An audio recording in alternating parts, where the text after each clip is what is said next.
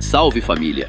Ele desafiou 2 governos, abalou as estruturas da DEA e construiu um império que parecia inabalável. Juan Mata Ballesteros não era apenas um nome, era um símbolo de poder absoluto e influência transcontinental. Mas hoje, 37 anos depois, o que restou desse chefão das sombras? Esqueça a imagem de luxo e ostentação. A realidade atual é bem mais implacável. Neste vídeo, vamos revelar os detalhes insanos daquele que um dia foi considerado intocável. Mas antes, clique no like, inscreva-se para não perder nossos documentários e considere se tornar membro para apoiar nossas investigações. Bora pro vídeo!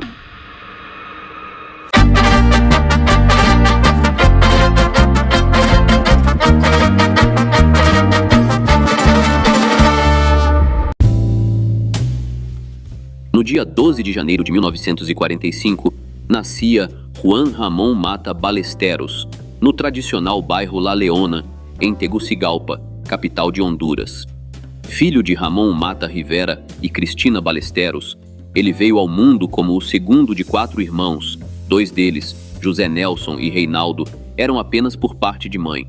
A família Mata Ballesteros tinha raízes profundas na região, mas vivia de forma simples, em condições bem distantes do luxo que viria a marcar o nome de Juan Ramón no futuro. Seu pai era conhecido como um homem de personalidade firme, trabalhador incansável e com contatos no comércio alternativo da cidade. Já sua mãe, uma mulher dedicada, tinha como missão manter o lar e educar os filhos com disciplina e valores sólidos. Desde cedo, Juan Ramón, apelidado de El Negro ou Don Mata, cresceu em um ambiente onde o respeito e a lealdade eram vistos como pilares fundamentais. Porém, a realidade dura da infância o colocava diante de uma verdade inescapável. Para vencer, seria preciso procurar oportunidades fora dos caminhos convencionais. Esse contraste entre tradição e necessidade moldou seu caráter e seria a base para a vida que ele construiria nos anos seguintes. Uma trajetória que misturava ambição, influência e decisões que mudariam não apenas o seu destino, mas também o de um país inteiro. Desde muito jovem, Mata Ballesteros demonstrava uma inteligência fora do comum para os negócios. Ainda criança, ajudava seus pais no comércio de produtos locais e rapidamente percebeu como o mundo do dinheiro realmente funcionava. Em 1960, aos 15 anos, ele abandonou a escola e começou a trabalhar como coletor de dinheiro em ônibus e em pequenos negócios paralelos. No início, suas atividades envolviam desde o furto de carteiras até o transporte de mercadorias proibidas, como cigarros, bebidas e produtos roubados, movimentando-os entre países vizinhos, como Guatemala e El Salvador. Mas Mata não era apenas mais um jovem procurando ganhar algum dinheiro. Seu carisma e sua facilidade para os negócios chamaram a atenção de traficantes locais, que passaram a confiar nele. Em pouco tempo, sua reputação cresceu e ele deu um salto decisivo. Por volta de 1965, aos 20 anos, Mata Ballesteros deixou de lado o contrabando de mercadorias comuns e mergulhou no comércio de drogas. No bairro de Soto, nos arredores de Tegucigalpa, ele se estabeleceu próximo a grandes pontos de distribuição. Sua casa ficava ao lado do cemitério, um detalhe que já carregava certo simbolismo, e todos na região sabiam que ele estava profundamente envolvido nesse mundo. Rapidamente, ganhou fama como o distribuidor mais influente da área, criando conexões sólidas com grupos tanto na Guatemala quanto no México. Aquele jovem, que começou ajudando os pais a vender produtos locais, agora se tornava uma peça-chave em uma rede muito maior, capaz de atravessar fronteiras e mudar a dinâmica do comércio clandestino na região. Foi nesse período que Juan Ramón Mata Ballesteros conheceu Rafael Caro Quinteiro e Miguel Ángel Félix Galhardo, figuras que mais tarde se tornariam aliados essenciais em sua trajetória no submundo das drogas. No final da década de 1960, Mata se mudou para os Estados Unidos, onde assumiu diferentes trabalhos para se manter, desde atividades agrícolas no Texas até funções em uma mercearia na cidade de Nova York. Mas seu destino já caminhava para algo muito maior. Em 1970, ele foi detido no aeroporto internacional de Dulles, próximo a Washington, com cerca de 25 quilos de coca. Apesar de as acusações por contrabando não terem prosperado, acabou sendo condenado por irregularidades migratórias, devido ao uso de um passaporte falso. Foi então enviado para a prisão da base aérea de Glynn, na Flórida, de onde conseguiu escapar pouco tempo depois. De volta ao México, Mata iniciou um impressionante avanço em direção ao poder, assumindo um papel estratégico no comércio de coca.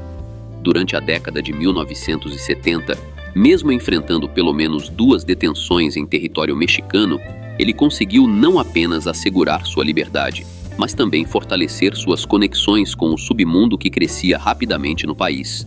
A habilidade de Mata para se reinventar e estabelecer alianças cruciais mostrava que ele não era apenas mais um operador.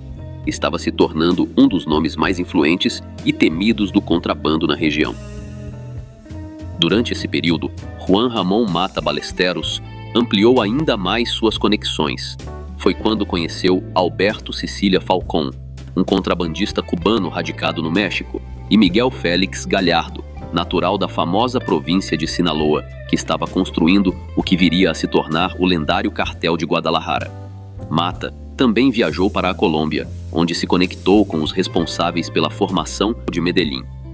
Em pouco tempo, ele se tornou um elo indispensável para todos, um verdadeiro corredor estratégico que garantia a passagem de ilícitos e recursos através da América Central, funcionando como uma ponte vital para o movimento internacional do alcaloide.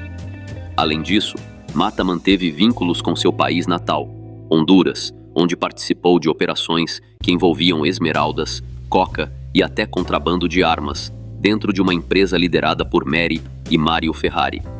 Sua habilidade para criar redes complexas e interligar diferentes mercados o consolidava como uma peça central no cenário do contrabando mundial, mostrando que sua influência ultrapassava fronteiras e continentes. A rede de esmeraldas se estendia da Colômbia até o México, e por um tempo, os negócios prosperaram intensamente.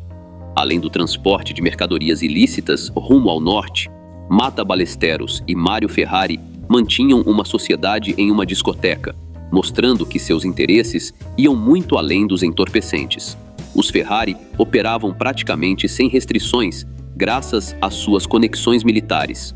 Além da discoteca, possuíam concessionárias de veículos e até uma cervejaria, instalada em uma propriedade do coronel Ramón Reyes Sánchez, que na época dirigia a Penitenciária Nacional.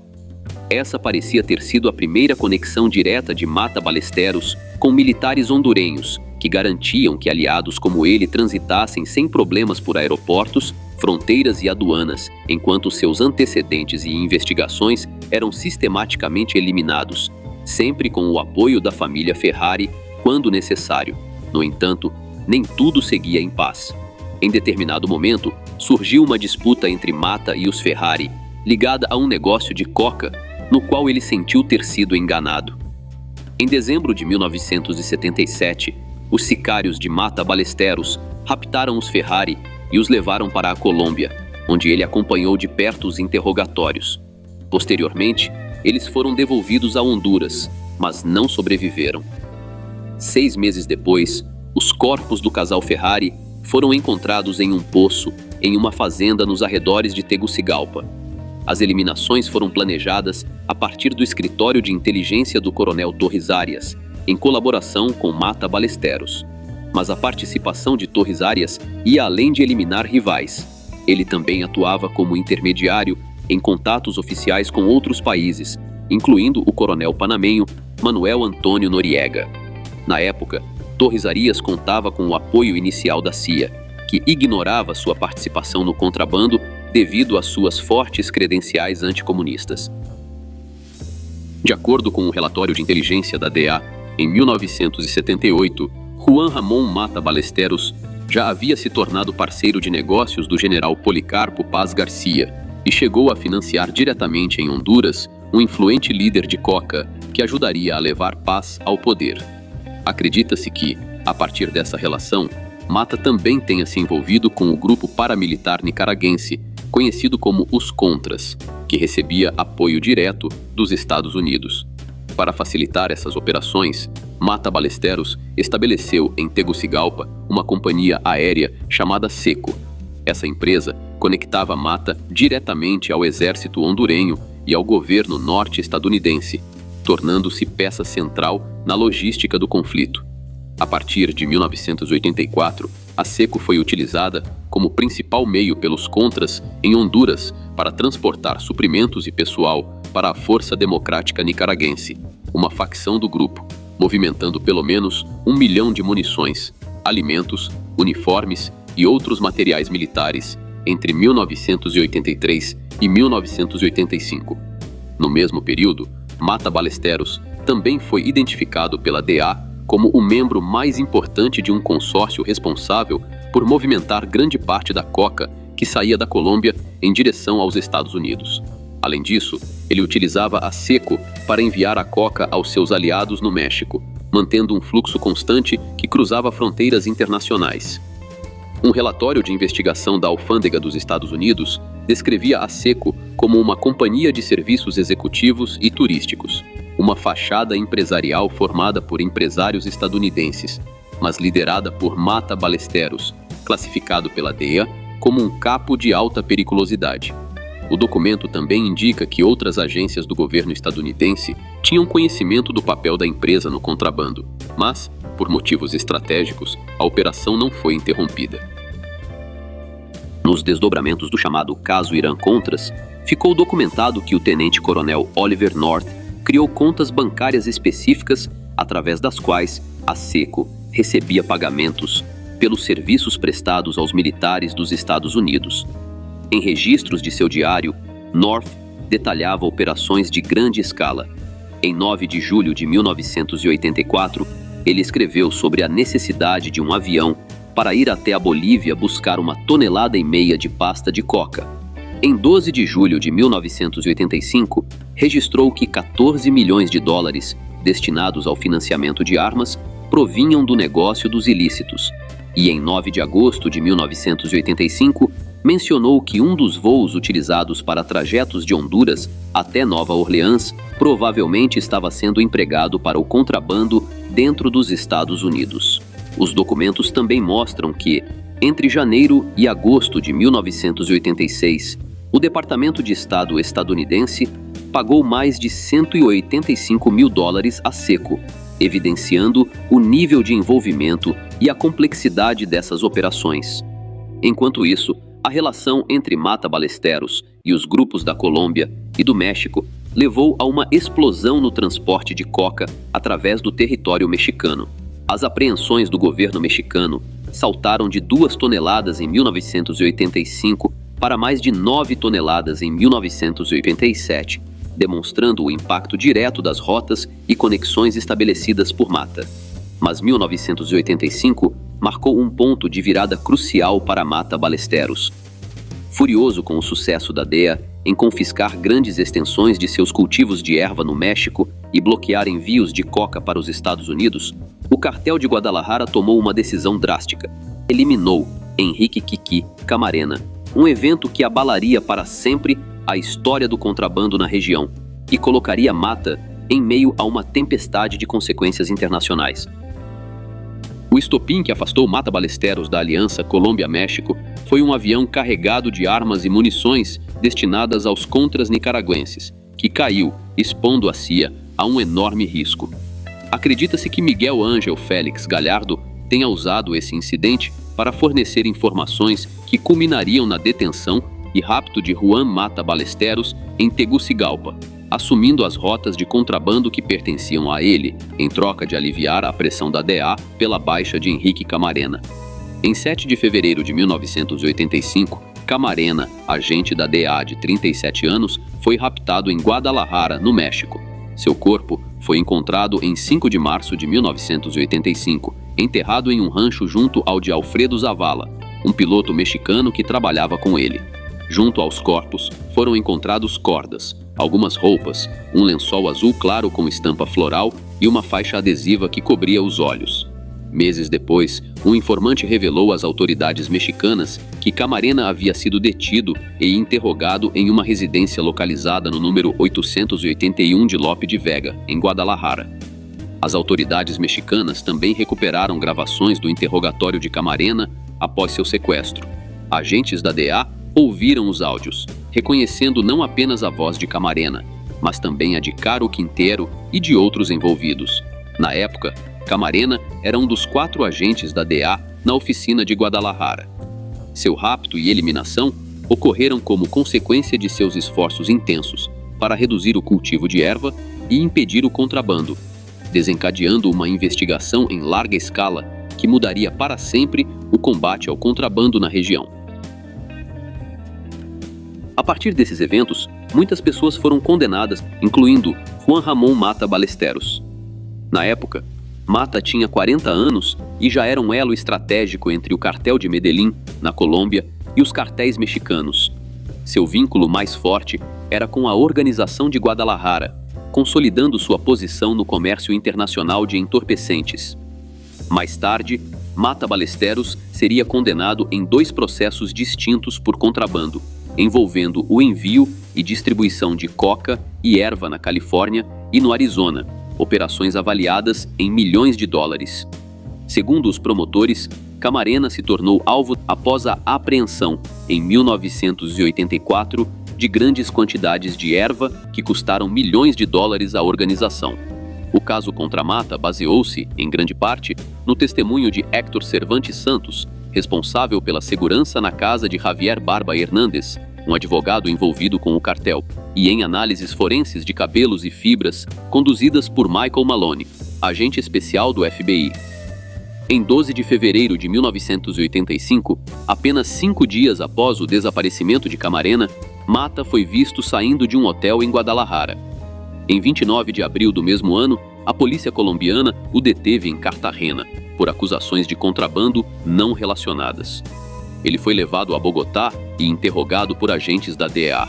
Mata negou qualquer envolvimento direto na eliminação de Camarena, embora tenha admitido ter conhecimento do rapto, mas se recusou a fornecer mais informações, alegando temer por sua própria vida. Em uma tentativa de extraditá-lo para os Estados Unidos, Mata Ballesteros protagonizou um episódio audacioso. Em março de 1986, escapou da prisão modelo de Bogotá, simplesmente comprando sua liberdade com um suborno de 2 milhões de dólares. Sua fuga consolidou ainda mais a imagem de um operador astuto e extremamente perigoso, capaz de desafiar fronteiras, governos e autoridades internacionais. Mata Ballesteros retornou triunfante ao seu país natal, Honduras, onde se sentia protegido por sua vasta rede de contatos e por sua imensa riqueza. No início, essa proteção parecia absoluta. Ele se tornou uma figura pública conhecida, não apenas como empresário e filantropo, mas também como um poderoso operador do submundo. Disse que possuía plantações de café, tabaco e especiarias, além de leiterias e vastas terras dedicadas à pecuária. Fundou empresas de construção e agroindústrias, construiu escolas e empregava, direta ou indiretamente, cerca de 4.000 pessoas. Era conhecido por gestos generosos, distribuía dinheiro na porta de sua casa, ligava para farmácias garantindo medicamentos para os enfermos. Apesar de sua vida ligada à clandestinidade, Mata Ballesteros cultivava a imagem de alguém humilde e simples, do tipo que gostava de comer na cozinha com suas cozinheiras. Ele também exercia significativa influência política, organizando festas em sua mansão, onde recebia políticos, militares e até o chefe de polícia da época. Em determinado momento, inspirado pelo exemplo de seu parceiro Pablo Escobar na Colômbia, chegou a oferecer publicamente pagar a dívida externa de Honduras. O então ministro das Finanças, Reginaldo Pantin, em 1986, considerou que o dinheiro de Mata seria bem-vindo, já que poderia melhorar a balança de pagamentos do país. Essa situação revela muito sobre a mentalidade dos governantes hondurenhos em relação ao capital ilícito. Os recursos adquiridos por Mata no exterior se encaixavam perfeitamente no modelo econômico do país. Ele era, de certa forma, um novo tipo de empresário capaz de atrair investimentos estrangeiros e gerar milhares de empregos. Diferentemente do que ocorreu com Escobar, sua generosidade chegou a ser reconhecida e agradecida publicamente. Em março de 1988, as consequências políticas do caso Irã-Contras haviam devastado o apoio em Washington à Guerra dos Contras, e esforços começaram a restaurar a influência perdida. Quase 2 anos após escapar da prisão na Colômbia, em 5 de abril de 1988, Mata Ballesteros foi raptado em sua residência em Tegucigalpa por tropas especiais hondurenhas. 4 agentes federais dos Estados Unidos o transportaram para a base aérea de Sotucano, mais conhecida como Palmerola, localizada em Comayagua, Honduras. Lá, ele foi amarrado, teve a cabeça coberta com uma capucha negra e foi interrogado. Posteriormente, Mata foi transferido de avião para a República Dominicana, onde foi formalmente preso por uma ordem emitida em 1971. De lá, foi levado aos Estados Unidos e apenas 24 horas após o rapto, encontrava-se encarcerado na prisão federal de Marion, em Illinois. A notícia provocou uma reação imediata em Honduras. Cerca de 2.000 manifestantes saíram às ruas de Tegucigalpa. Segundo diplomatas estadunidenses, os protestos não eram propriamente em apoio a Mata, mas sim contra a detenção de um cidadão hondurenho por acusações apresentadas por governos estrangeiros, uma aparente violação da Constituição do país. No entanto, muitos acreditavam que o verdadeiro motivo era o carinho que Mata despertava, sendo visto como uma espécie de Robin Hood. O episódio teve um saldo trágico. 6 pessoas perderam a vida e um anexo da Embaixada dos Estados Unidos em Honduras foi incendiado em protesto. Os governos de Honduras e dos Estados Unidos apressaram-se em afirmar que os distúrbios foram organizados e financiados por membros do contrabando, mas nem mesmo essas explicações conseguiram apagar a repercussão negativa que o episódio deixou na opinião pública nacional e internacional. Embora ninguém, fora seu advogado, parecesse disposto a defender Mata Ballesteros, no final da semana ficou difícil determinar qual dos 2 governos, o hondurenho ou o estadunidense, havia cometido um erro. Para os hondurenhos, a situação foi ainda mais delicada, pois ficaram diante do mundo como meros peões de um pacto secreto com Washington. Para os estadunidenses, a manobra também trouxe desgaste, mostrando que até mesmo grandes potências podem perder credibilidade perante as normas internacionais. Mata Ballesteros foi finalmente levado a julgamento, junto com outras 3 pessoas, no Tribunal de Distrito dos Estados Unidos em Los Angeles. Ele foi acusado de apoio a uma organização clandestina, conspiração, rapto e eliminação de um agente federal. Durante o julgamento, Héctor Cervantes Santos descreveu 4 reuniões que ocorreram na casa de Javier Barba Hernández, a primeira delas durante uma celebração posterior ao batizado da filha de Barba. Segundo Cervantes, Mata Ballesteros esteve presente em 2 dessas reuniões. Em uma delas, um policial mexicano entregou documentos e afirmou que em breve teria a identificação do responsável pelos problemas, um agente da DEA. Em resposta, Mata simplesmente disse: "É ele." Em 1988, Mata tentou contestar sua detenção alegando violações legais. No entanto, a Corte de Apelações dos Estados Unidos para o 9º Circuito rejeitou seu pedido, encerrando mais uma tentativa de escapar do peso da justiça estadunidense. O rapto de Mata Ballesteros foi seguido pelo do mexicano Humberto Álvarez Machain, que também foi acusado de cumplicidade no caso Camarena. Machain contestou sua detenção, alegando ilegalidade no rapto, venceu o processo e foi devolvido ao México, assim como outros contrabandistas notórios envolvidos no caso Camarena, incluindo Rafael Caro Quinteiro, Ernesto Fonseca Carrillo e Miguel Ángel Félix Gallardo. Mata Ballesteros acabou sendo condenado como um dos mentores intelectuais do rapto e eliminação do agente da DEA Henrique Camarena Salazar, em Guadalajara, no México. Além disso, Mata foi considerado culpado por operar uma rede de importação e distribuição de coca na Califórnia. Em 26 de julho de 1990, foi absolvido da acusação de eliminação de um agente federal, mas, posteriormente, o júri o condenou à prisão perpétua.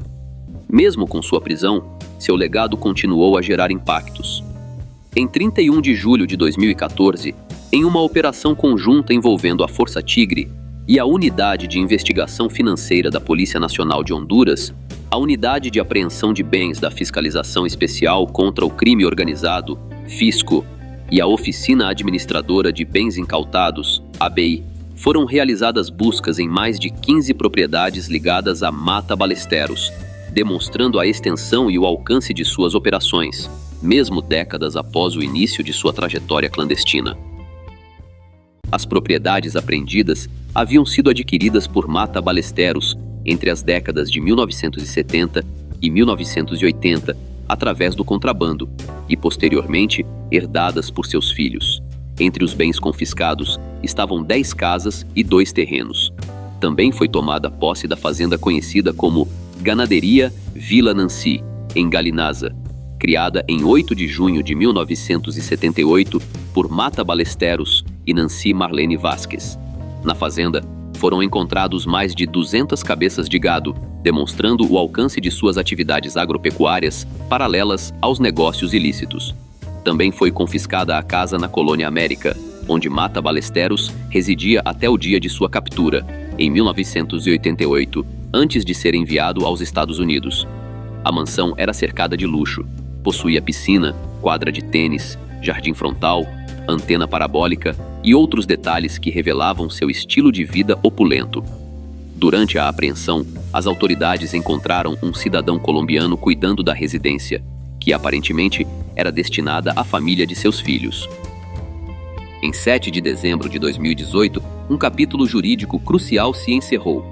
Os Estados Unidos retiraram as acusações contra Juan Mata Ballesteros pela morte do agente Henrique Camarena. O que restava era a expectativa de uma redução de pena ou o retorno definitivo a Honduras. Contudo, o tempo é um juiz implacável. Após passar quase 4 décadas de confinamento em solo estadunidense, Mata finalmente teve seu fim no dia 30 de outubro de 2025, deixando um legado complexo de alianças e corrupção. Por fim, para alguns, Mata Ballesteros era um símbolo de ganância. Mas para muitos hondurenhos, ele era o proprietário de terras, que contribuía generosamente para a sua comunidade e seu país. E se você quer entender como o rastro de influência desses personagens cruzou fronteiras e envolveu as mais altas esferas do poder, você precisa conferir o nosso vídeo sobre Manuel Noriega. Descubra como o homem forte do Panamá manteve laços obscuros com a CIA e os cartéis em um jogo perigoso de espionagem e contrabando que terminou em uma invasão histórica. O link está aparecendo agora no card e na descrição. Não esqueça de se inscrever no canal e deixar o seu like. Sua interação é fundamental para alcançarmos a nossa meta de 300 curtidas. Antes de ir, quero saber sua opinião. Diante do estado atual de Mata Ballesteros, você acredita que a justiça foi finalmente feita? Comente aqui embaixo. Vamos tentar chegar aos 50 comentários para fortalecer o debate sobre esses personagens que marcaram a história clandestina das Américas. Até a próxima! Galera, rapidinho, se vocês curtem o conteúdo aqui do canal e querem dar aquela força sem gastar nada a mais por isso, prestem atenção nessa dica. Sempre que vocês comprarem qualquer coisa na Amazon, seja um livro, fone, celular ou até um cabo USB, usem o meu link de afiliado que está aqui na descrição. Quando você compra por lá, a Amazon me paga uma pequena comissão, sem mudar absolutamente nada no valor da sua compra. É uma forma simples e gratuita de apoiar o canal. E você ainda garante os produtos que já ia comprar. Então já sabe, né? Clicou no link da descrição antes de comprar. Você já está ajudando. Valeu demais!